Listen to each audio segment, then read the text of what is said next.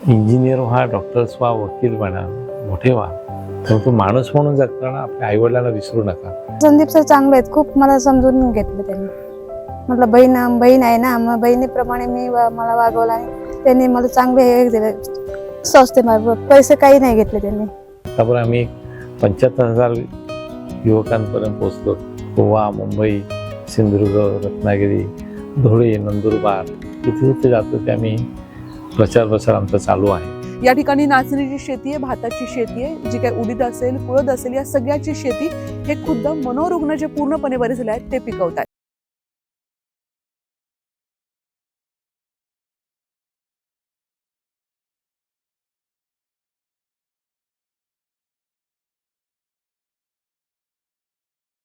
त्याला एक आनंद द्यायचा. अभी इधर काम धाम अच्छा कर रहे हैं, सर भी पगार पानी देते अभी। संदीप सर का स्वभाव भारी बढ़िया है, सबको देखते अपना बेटा सरकार सब मान के लेते वो लोग। नमस्कार, मी प्रियंका पाटील शेळके आपलं सर्वांचं सहर्षाचं स्वागत करते. माणसाने माणसाशी माणसासम वागणे असं म्हणत मी आजच्या या सत्राला सुरुवात करेल. पाठीमागचं बॅकग्राऊंड बघितलं तर तुमच्या लक्षात येईल की मी नेमकं कुठं आली आहे. रस्त्यांवरच्या बेघरांचं जे घर आहे ते म्हणजे सिंधुदुर्ग जिल्ह्यातील संविता आश्रम. या आश्रमाबद्दल तुम्ही वाचलंही असेल, ऐकलंही असेल, पण यातली खरी गोष्ट आणि खरी कहाणी काय आहे ती जाणून घ्यायची या संस्थेचे संस्थापक अध्यक्ष संदीप परब सर यांच्याकडनं. कशी सुरुवात झाली, कसं काम सुरू आहे आणि हे काम नेमकं कुठे कुठे सुरू आहे.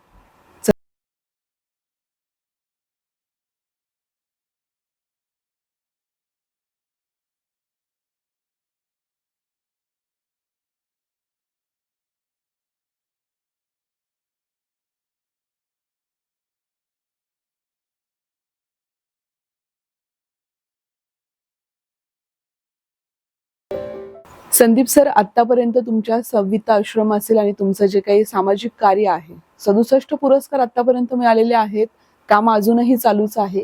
मात्र सगळ्यात महत्वाचं म्हणजे ही सुरुवात कधी झाली आणि कसं सुचलं की आपण मनोरुग्ण असतील, दिव्यांग असतील यांच्यासाठी एवढं मोठं, रस्त्यावरच्यांसाठी एवढं मोठं काम उभं करायचंय.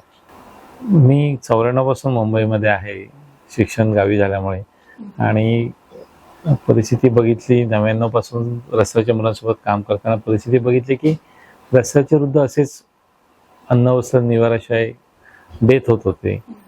मग त्या दरम्यान माझे शिक्षण झालं. माझे गुरु या फील्डचे श्रीनिवास सावंत, राम अडसू सर यांच्या मार्गदर्शनाने मी काम सुरू केलं.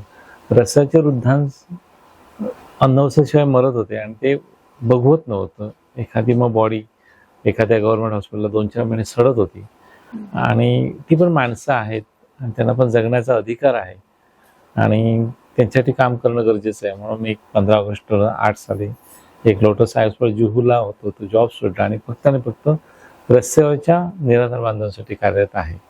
उद्देश की त्यांना पण सन्मानाने जगता आलं पाहिजे, त्यांना पण मूलभूत अधिकार, अन्न, वस्त्र, निवारा, शिक्षण हे मिळालं पाहिजे, हाच एक उद्देश घेऊन फक्त रस्त्याच्या बांधवांसाठी कार्यरत आहे. आतापर्यंतच्या प्रवासात किती बांधवांसोबत काम केलं असेल, किती पुनर्वसन झालेले आहेत आणि कुठे कुठे सेंटर आहेत आपले? हे मुंबईला आमचे 2 सेंटर आहेत आणि 2 मुलांसाठी डे केअर सेंटर्स आहेत. सिंधुदुर्गामध्ये 4 सेंटर्स आहेत आमचे आणि गोव्यामध्ये 2 आहेत. असे टोटल 10 सेंटरच्या मार्फत आमचं काम सुरू आहे. आतापर्यंत आम्ही जवळजवळ 1-2,500 बांधवांपर्यंत पोहोचलो, म्हणजे विविध माध्यमातून, मेडिकल कॅम्प असू देत, काय असू देत त्याच्यामार्फत. परंतु आत्तापर्यंत आम्ही 486 लोकांना त्यांच्या घरी नेऊन सोडलेलं आहे. काही डेथ होतात, त्यांचा अंतिम संस्कार करण्याचं कामही आम्ही करतो. माझ्या हाताने जवळजवळ 380 लोकांना अग्नी दिला आहे. त्यात मुस्लिम बांधव काही त्याच्या धर्मानुसार, ख्रिश्चन बांधवांना त्यांच्या धर्मानुसार त्यांचं अंतिम संस्कार करावं लागतात. आणि घरी जाण्याचा आनंद असतो किंवा घरच्यांची पुनर्मिलन करण्याचा आनंद असतो, तो मोठा असतो. आमचे किसन भाऊ सर हे पत्ते शोधण्याचं काम करतात. आत्ता आमच्या ह्या आश्रमात भारतभरची बांधव आहेतच, परंतु नेपाळ, बांगलादेश पासूनचे लोक आमच्याकडे वास्तव करतात मुंबई आणि सिंधुदुर्गातल्या सेंटरमध्ये. बऱ्याचदा असं होतं की आपण म्हणतो की स्त्री पुरुष समानता आहे, मात्र संविता आश्रम मध्ये आल्यानंतर देखील मला मनोरुग्ण महिलांची संख्या जास्त पाहायला मिळाली आहे. सरांनी हाच उद्देश घेऊन या संवित आश्रमची सुरुवात केली. मात्र आता सगळेच बांधव जे रस्त्यावरती आहेत, जे मनोरुग्ण आहेत, दिव्यांग आहेत, त्या सगळ्यांवरतीच ते काम करतात. सर, कुठल्या केसेस आहे ज्या हँडल कराव्या लागतात आणि सगळ्यात महत्वाचा तुमचा उद्देश आहे की पुनर्मिलन जे करणं आहे तिथपर्यंत पोहोचणं, किती आव्हानं येतात या सगळ्या गोष्टींमध्ये? आव्हानं या सामाजिक कार्यकर्त्यांना तर असतातच, ते सुरुवातीपासूनच आहे. ते महात्मा फुलेंना किंवा सावित्रीबाई फुलेंना ते काही चुकले नाहीत की बाबा आमटेंपासून आता, पण ते आव्हानं आहेतच. तो जीवनाचा भाग असतो सामाजिक कार्यकर्त्याचा. आत्ता आम्ही सुरुवात केलं रस्त्याच्या वृद्धांसाठी, पण त्यासोबतच काही मनोरुग्ण भेटल्यात, गरोदर मनोरुग्ण भेटल्यात रस्त्यावर. मग त्यांचं आणून त्यांचं ते डिलिव्हरी करून मुलांचं वाढवणं, सगळं संगोपन करणं, हे काम करावं लागतं. त्याचबरोबर काही वेशातून त्या मुक्त झालेल्या महिला आमच्याकडे आज आलेल्या आहेत. आणि आत्ता आमच्याकडे काही जेलमधनं मुक्त झालेले बांधव महाराष्ट्राच्या बाहेरचे लोक यायला लागलेत. शहराकडे करिअर करण्याला जाणारी तरुण मुलांची संख्या वाढते, त्यामुळे गावाकडे वृद्धांचे प्रश्न मोठे आहेत. मग आम्ही काही वृद्धांना टिफिन देतो आणि मग शेवटच्या कालावधीत त्यांना आम्ही आमच्या आश्रमात त्यांना सांभाळतो. एक विचार करा तुम्ही की घरात चांगल्या कुटुंबात सगळं काय असूनही संध्याकाळची भाजी काय करू, हा तो महिलाकडे किंवा पुरुषाकडे प्रश्न असतो जनरली. मग ज्यांच्या घरातच कोणीच नाही करणारं, त्यांना चालता येत नाही, दिसत नाहीत, त्या घरात त्यांची काय हालत असेल. एक घर आहे परंतु माणूस नाही आहे, किंवा काही ठिकाणी अन्न पण मिळत नाही. अन्न सुरक्षा हा एक विषय पण आम्ही घेऊन चालत आहोत. संदीपजी, तुम्ही सांगितलं की काही गरोदर मनोरुग्ण महिला देखील इथे येत होत्या, मग त्यांच्या मुलांचं पुढे कसं सगळ्या गोष्टी? तर त्यांची लिगली ऍडमिशन पोलिसांच्या मार्फत झाल्यानंतर जन्माल्यानंतर आम्ही CWC चाइल्ड वेलफेअर कमिटीकडे सादर करतो आणि जे काय प्रोसेस असतात ते करतो. आणि त्यांचं मेडिकल जे असतं ते आमची टीम सहकारी ते घेत त्यांना आम्ही वाढवतो. जशी वाढतात तसे मुलं शाळेत जातात, कॉलेज करतात. आता आमची मुलगी एक 94% घेऊन पास झाली, एक आत्ता 10वीला आहे, काही BCom झालेत मुलं, काही BSc झालेत आमच्या आश्रमात राहून मुलं, आणि जॉब करतात. आणि काही मोठ्या झाल्यात त्या मुलींची लग्न लावून दिलेली आहेत, मुलांची लग्न लावून दिलीत. असं आमचं त्यांचं पूर्ण पुनर्वसन होईपर्यंत आम्ही काम करतो त्यांच्यासोबत. 2च मुलं फक्त आम्ही ॲडॉप्शनला दिली, ती गव्हर्नमेंटला, आणि त्या माता त्यांना सांभाळायला सक्षम नव्हत्या. बाकीच्यांच्या सक्षम नाही, पण माताला राहायचं नव्हतं. आणि ते एका वाईट प्रसंगातून ती गरोदर राहिलेली होती आणि तिला परत त्याच जायचं होतं. आमच्या मर्यादा येतात की काउन्सलर कमी असतो, इथे सायकायट्रिस्ट कमी आहे फायनान्शियल असल्यामुळे, आणि आर्थिक मोठी समस्या आहे की ह्याच्या एवढ्यांचा पगार, सगळं खाणं पिणं, सगळं लाईट बिल असतं सगळं, त्या थोडंसं आर्थिक मोठा प्रपंच उलाढाल रस्ते करावे लागते सगळं.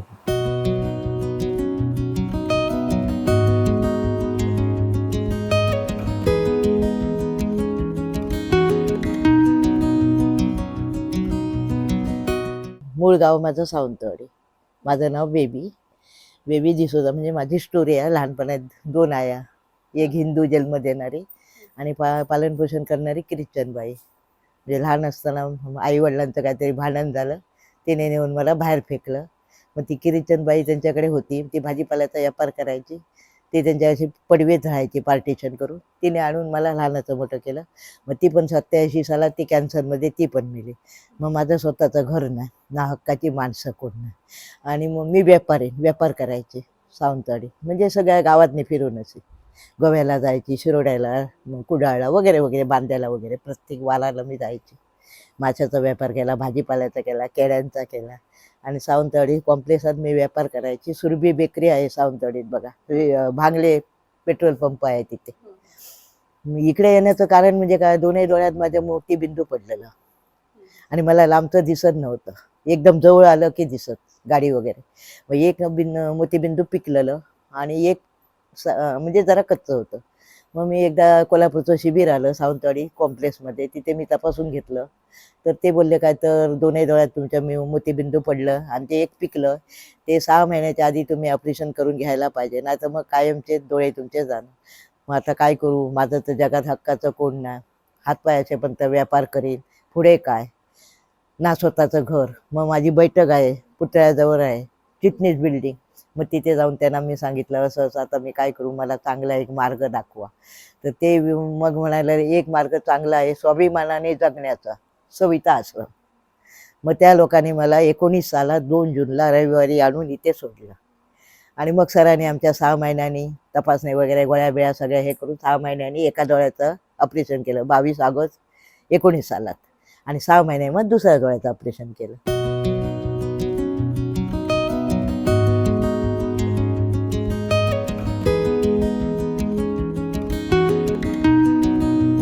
अगदी रस्त्यावरनं आणून त्यांना पुनर्वसन करून स्वावलंबी करणं हा मोठा सगळ्यात मोठा फॅक्टर आहे.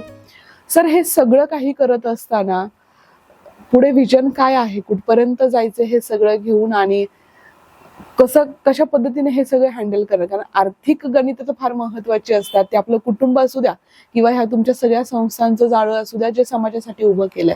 काय विजन आहे पुढे? एक 2036 पर्यंतचं विजन आहे आमचं की ज्या ज्या शहरात रस्त्यावरच्या आहेत त्या लोकांपर्यंत आम्ही पोचायचं आहे आणि त्यांचं पुनर्वसन करायचं आहे. त्यात एक म्हापसा शहर आम्ही पकडलं की तिथे जर पुनर्वसन केल्याचं सक्सेस जर दाखवलं तर तो फॉर्म्युला आम्ही इतर शहरांमध्ये वापरू शकतो. आणि आम्हाला विश्वास आहे की शासन, पोलीस, सामाजिक संस्था, समाजातले शून्य ज्यांना हृदय आहे ते मानवतावादी दृष्टिकोन जगणाऱ्या माणसं पुढे येऊन आजपर्यंत मदत करतात, ते अधिक प्रमाणात मदत करते, हा विश्वास आहे आम्हाला. याच्या व्यतिरिक्त हे प्रोजेक्ट आहे, त्याच्या व्यतिरिक्त ज्यांचं अगदी पूर्ण बरे झालेले आहेत मनोरुग्ण, त्यांच्यासाठी काय काम करता इथे मग? एक मनोरुग्णांच्या बाबतीत समाजामध्ये एक खूप भीती असते लोकांच्या मनात. पण माझं तर असं मत आहे की ते माणसंच आहेत आणि ते तुम्ही जर प्रेम दिलात, जे खरा तो एकच धर्म, साने गुरुजींची प्रार्थना, आम्ही सगळे सहकारी जगतोय म्हणून आम्हाला हे सगळं शक्य आहे. जे साने गुरुजी म्हटले की खरा तो एकच धर्म, जगाला प्रेम अर्पावे. तुम्ही प्रेम द्या, तो वृद्ध असू देत, मनोरुग्ण असू देत, तो माणूस तुम्हाला त्याच हिशोबात तुमच्या रिॲक्ट होतो, तुम्हाला मदत करतो. आज आमचे समाजाने नाकारलेले कुटुंबाने जे बांधव आहेत, आमचे बांधव आहेत, ते बांधव 2-2 किलोमीटर गुरं चालवतात, आमची शेती करून येतात ते लोक. म्हणजे कुठेपर्यंतच्या लेवलला जाऊन तो बांधव काम करतोय बघा. आणि असं भीती वाटते, तो काय घाबरण्याचं काम नाहीये. काही नशामुक्त झाले बांधव आज आमच्याकडे आहेत, कन्स्ट्रक्शनची काम करतात, शेती आहे, पोल्ट्री आहे आमची, किचनमध्ये मदत करतात ज्या महिला आहेत त्या. आता ह्याच्यात आज दुपारची वेळ आहे म्हणून आराम करतात. रोज प्रत्येकजण जमेल तसं आपलं योगदान आश्रमसाठी देत असतो. युवकांपर्यंत, शाळेतल्या 11वी 12वी कॉलेजच्या मुलांपर्यंत जाऊन सांगतो की आजी आजोबांचं महत्त्व, आईवडिलांचं महत्त्व विशद करतो की आमची मुलं कशी जगतायत आणि तुम्ही कसं जगायचं. इंजिनियर व्हा, डॉक्टर्स व्हा, वकील बना, मोठे व्हा, परंतु माणूस म्हणून जगताना आपल्या आईवडिलांना विसरू नका, आजी आजोबांना विसरू नका. अगर वो नाही होते तो आप नाही होते, हे सांगतो. आणि आत्तापर्यंत आम्ही 75,000 युवकांपर्यंत पोहोचलो. गोवा, मुंबई, सिंधुदुर्ग, रत्नागिरी, धुळे, नंदुरबार, जिथे जिथे जातो ते आम्ही प्रचार आमचा चालू आहे, जेणेकरून समाजातल्या तरुणांना आपल्या कुटुंबाबद्दल, आपल्या आईवडिलांबद्दल, आपल्या आजीआजोबांबद्दल एक जाणीव जागृती करण्याचं काम आम्ही करत आहोत त्या माध्यमातून. नक्कीच की जे मुलांना संस्कार आणि शिकवण आहे ती देणं फार महत्वाचं. आपल्याकडे फर्निचरला किंवा अन्य गोष्टींना जागा असते, मात्र आईवडिलांना जागा नसते आणि त्यामुळे वृद्धाश्रम बांधावे लागतात. हे कुठेतरी थांबलं पाहिजे. हे आपल्या संस्कृतीत नाहीये आणि आपल्या संस्कारात देखील नाहीये. सर, अगदी साधा एक प्रश्न आहे माझा. तुम्ही रस्त्यावरती काम सुरू केलं, तुमचे जे काही आम्ही व्हिडिओज, फोटोग्राफ्स बघतो, अत्यंत भयानक अशा ह्या जखमा असतात. याच्यासाठी काही डॉक्टर्स असतात की कसं काय तुम्ही हे सगळं हँडल करता, की तुम्हाला काही गव्हर्नमेंटच्या दवाखान्याची मदत मिळते? सुरुवातीला मुंबईमध्ये काम सुरू केल्यानंतर थोडंसं ते गव्हर्नमेंटच्या हॉस्पिटलमध्ये अनास्था असे दिसून आले. एखादा पेशंट नेल्यानंतर ते एखादा कानात किडे पडलेला माणूस एकदा घेऊन गेलो अंधेरीचा एका हॉस्पिटलला गव्हर्नमेंटला. मग ते किडे काढतच घेऊन गेलो. तर ते ENT वाले आणि सर्जन भांडायला लागले, हा आमचा पेशंट नाही, तुमच्या आवडचा आहे, तुमचा पेशंट आहे. काही ठिकाणी असे वाईट अनुभव आले की ॲडमिट करून घेत नव्हते, दाखलच करून घेत नाही. मग माणूस आहे तो, त्याला जगण्याचा अधिकार आहे, तो पण जगलाच पाहिजे. म्हणून हे सगळे आश्रमशाळा किंवा या बाहेरच्या जखमा किती खोल जखमा असते ते आम्ही आमची टीम, मी आणि आमची टीम ते करत असतो. फक्त काय आतमधले काही मेडिकलचे जे प्रॉब्लेम असतात तेवढ्यासाठी आम्ही गव्हर्नमेंट हॉस्पिटलला घेऊन जातो. बाकी ड्रेसिंग आमचे सहकारी आणि आम्ही ते पूर्ण त्यांना बरे करतो. तुम्हाला हे सगळं करत असताना कधी इन्फेक्शन किंवा तुम्हाला कधी इंजुरी वगैरे होतात का? तर मनोरुग्ण आहे त्यांच्यासोबत काम करायचंय. मनोरुग्णांसोबत काम करताना सुरुवातीला 1-2 दिवस त्रास असतो, कारण त्यांना मेडिसिन्स पुरे होईपर्यंत थोडासा वेळ लागतो.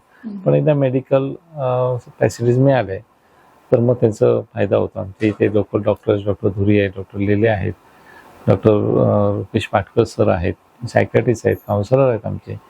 ती टीम आम्हाला बऱ्यापैकी मदत करतात. आमचे स्टाफ, नर्सिंग स्टाफ पण आम्हाला काउन्सलर आहेत, ते सगळे मदत करतात. त्यामुळे मनोरुग्णांना हँडल करता आता टेक्निक झाली. आणि जखमांविभागातलं असं तर काही हे नाही, उलट असा आनंद मिळतो की एखाद्या जखमातले किडे बिडे काढून स्वच्छ आंघोळ घालून त्याची दाढी करून तो चेहऱ्यावर त्यांचा जो आनंद मिळतो तो सगळ्या पुरस्कारापेक्षा मोठा असतो. म्हणजे ते सगळ्यात आवडतं काम माझं आहे की त्याला एक आनंद द्यायचं.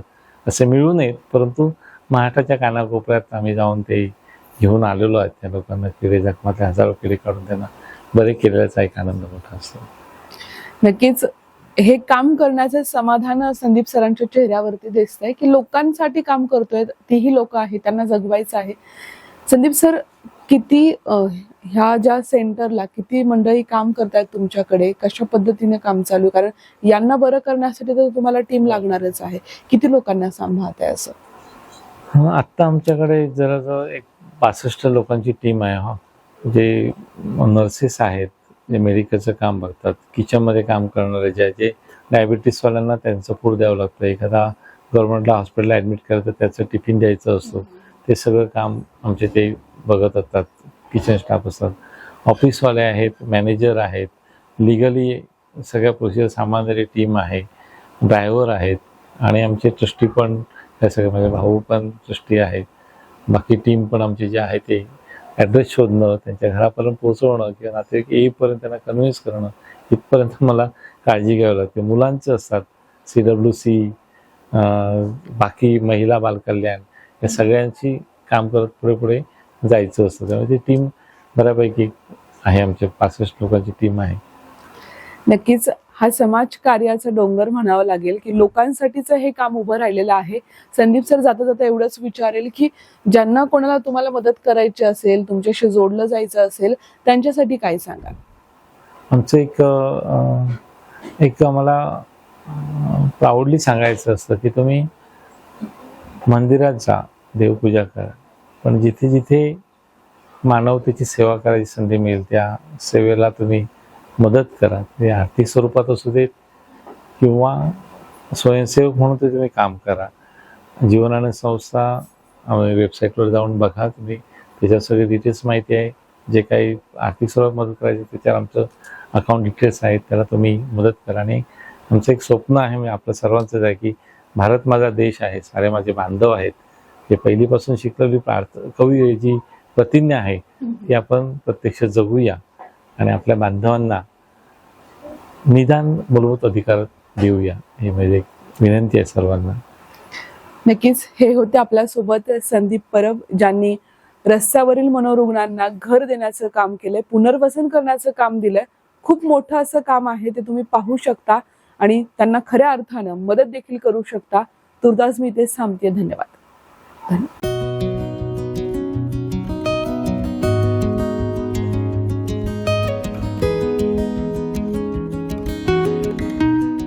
बेघरांना या ठिकाणी राहण्यासाठी जागा उपलब्ध करून देऊन त्यांच्यावरती ट्रीटमेंट करून जेव्हा ते पूर्णपणे बरे होतात, त्यावेळी कधी कुटुंब, कधी समाज त्यांना पुन्हा स्वीकारत नाही. अशा वेळी करायचं काय? म्हणून जीवन आनंदचे संदीप परब सर यांनी याच मनोरुग्णांना पुन्हा एकदा स्वावलंबी केलंय. आणि ज्या ठिकाणी मी आत्ता आहे त्या हा आणावमध्ये या ठिकाणी हे सगळे बांधव एकत्र येऊन शेती करतात. या ठिकाणी नाचणीची शेती आहे, भाताची शेती आहे, जी काही उडीद असेल, कुळद असेल, या सगळ्याची शेती हे खुद्द मनोरुग्ण जे पूर्णपणे बरे झाले आहेत ते पिकवतात. हेच आपल्याला पाहायचं आणि इथलं काम कसं चालतं याबद्दल जाणून घ्यायचे. आपल्यासोबत आहेत जीवन आनंदचे या ठिकाणी जे काही काम बघतायत ते म्हणजे आशिष कांबळे सर. आशिष सरांसोबत आपण इथं बोलणार आहोत की इथलं काम कसं सुरू आहे.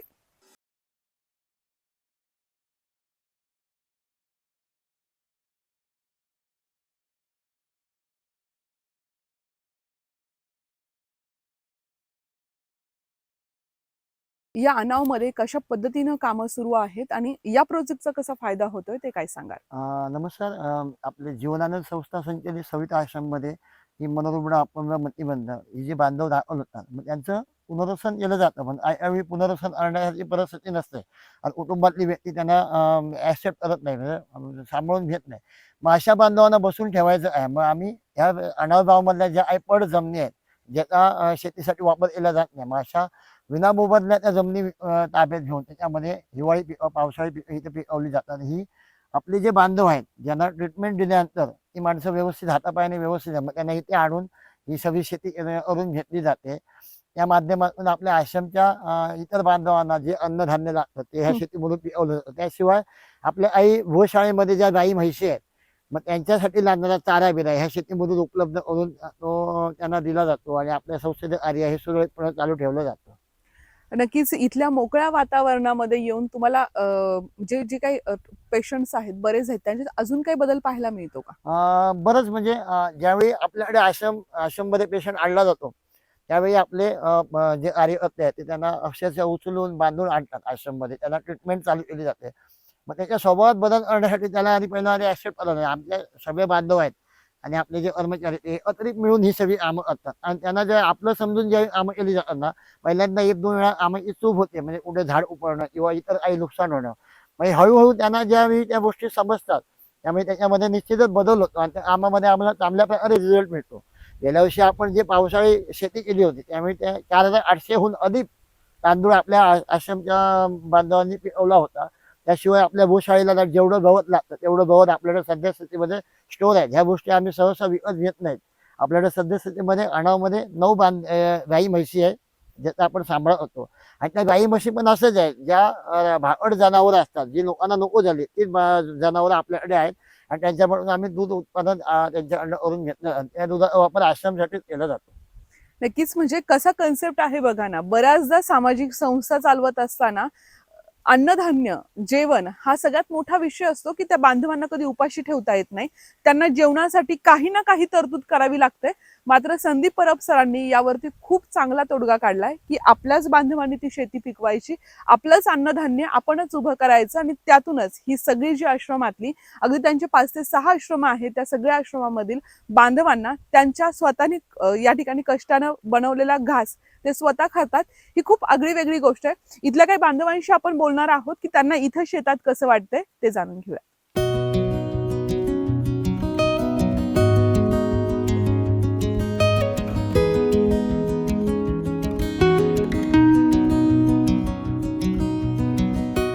माझं नाव महेश दत्ताराम लोट, कुडाळ तालुका. इथं मला 1.5 वर्ष आता पूर्ण होत आली. इथं आम्ही शेतीची कामं स्टेप बाय स्टेप करतो.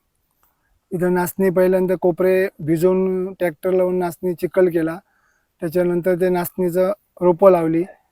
नंतर उडीद तसंच त्याच पद्धतीत पेरून ट्रॅक्टर लावून माग ओढले. नंतर पाणी वगैरे द्यायचं, त्याला 15-15 दिवसांनी पाणी देतो. त्या साईडला भोपळ्याची एक बाग आहे, तिथं बिये पण डबरा मारून घातलेली आहेत, म्हणजे खड्डा खोदून. त्यांना पण तसं 15-15 दिवसांनी पाणी देतो व डोस पाजतो. इथे तुमच्याकडे काय जबाबदारी आहे शेतीतली? इथं शेती म्हणजे बांधवांसोबत काम करून घ्यायचं किंवा त्यांच्या बरोबर राहून त्यांच्या सोबत काम करायचं, त्यांच्यावर देखभाल ठेवायची, कुठं जात असतील ते बघायचं. तुम्हाला कसं वाटतं त्यांच्यासोबत काम करताना? त्यांच्यासोबत काम करतो आम्हाला कसं, पहिल्यांदा ज्यावेळी मी आलो त्यावेळी जरा त्रास व्हायचा. आता त्यांच्यासोबत आम्हाला काय वाटत नाही, म्हणजे ते आपले बांधव असे आम्हाला वाटतच नाही. आमच्या बघित कोणतरी ते स्टाफ वगैरे आहेत असे वाटतात आम्हाला. संदीप सर कसं सगळं हँडल संदीप करतात? सर सगळं चांगल्या पद्धतीने हँडल करतात. त्यांचं कोणाला त्रास वगैरे काही नसतो. बांधवांना पण नाही आणि इथल्या कामगार लोकांना पण नाही, म्हणजे कर्मचाऱ्यांना पण नसतो. ते आपल्या जसे कसे आपलेच अशी माणसं सांभाळून घेतात, कर्मचाऱ्यांना, बांधवांना.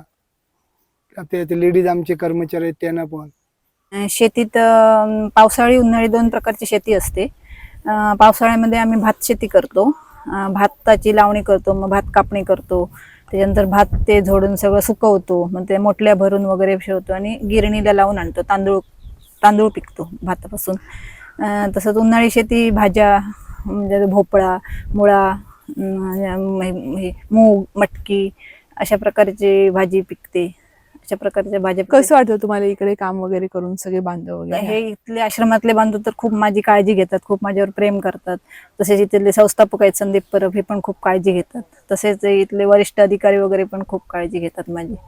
किंवा कुठल्या प्रकारचा त्रास झाला तर आपुलकीने विचारपूस करतात. तुमच्या फॅमिलीतली मंडळी? माझ्या फॅमिलीतली मंडळी म्हणजे आई वडील मला नाही आहेत. माझा फक्त भाऊ आहे एक, तो सांगलीला असतो, त्याचं वर्कशॉप आहे. तो माझी खूप काळजी घेतो. तो मला भेटायला येतो दर महिन्याला एकदा. काय हवं नको खायला प्यायला, कपडा वगैरे काय हवं असेल तर विचारतो. काय हवं असेल तर मेडिसिन लागतात ते एक आश्रमातले एक स्टाफ आहे त्यांच्यातर्फे पाठवून वगैरे देतो स्वतःच्या खर्चाने. डॉक्टर वगैरे करतो उपचार.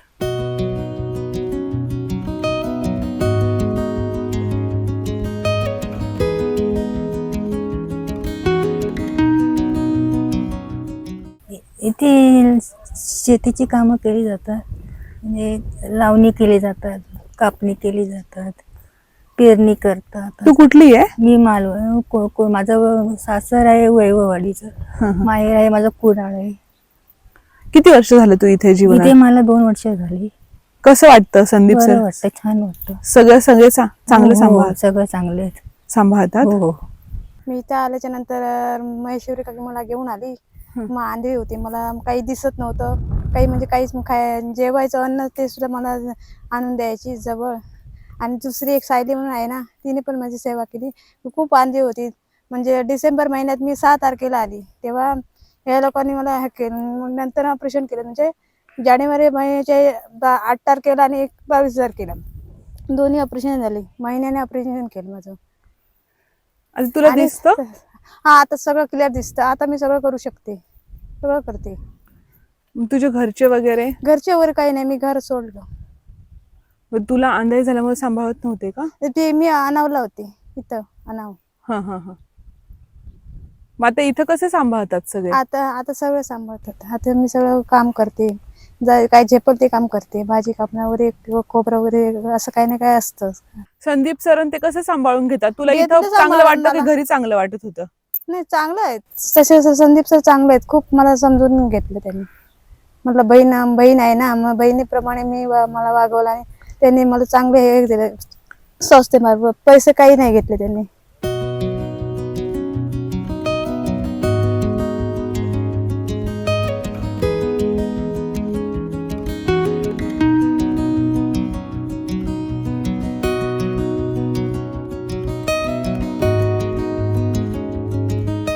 मेरा नाम जसवंत नायक, मैं उड़ीसा का हूँ। इधर गोवा काम के लिए आया था। होटल में खाना खा रहा था, लेकिन और रात हुआ ना, वो रास्ता मैं फ़ोन से बात करते करते गया, रास्ता भड़क गया और सवेरे हुआ। ऐसे रास्ता में चल रहे थे, पुलिस मिला। पुलिस सर बोले आश्रम में जाएगा क्या, उधर रुकेगा? हाँ ठीक है, मैं जाता। मेरा सब चोरी हो गया। पुलिस लेके आया इधर आश्रम में। इधर अभी संदीप सर अच्छा देखभाल करते, इधर खाना पीना सब सही है। अभी इधर खेती में ही काम करता हम लोग। कितना साल हो गया आप इधर? 4 साल हो गए। 4 साल से इधर है? घर नहीं गए फिर? घर जाता, अभी गया था दिसंबर महीना में, अभी फिर आया। क्यों उधर रहने से इधर अच्छा लग रहा है क्या अभी? अभी इधर जम गया ना सबके साथ। काम किधर भी जा काम है ना मैडम। अभी इधर काम धाम अच्छा कर रहे हैं, सर भी पगार पानी देते। अभी संदीप सर का स्वभाव भारी बढ़िया है, सबको देखते अपना बेटा सर का सब मान के लेते वो लोग।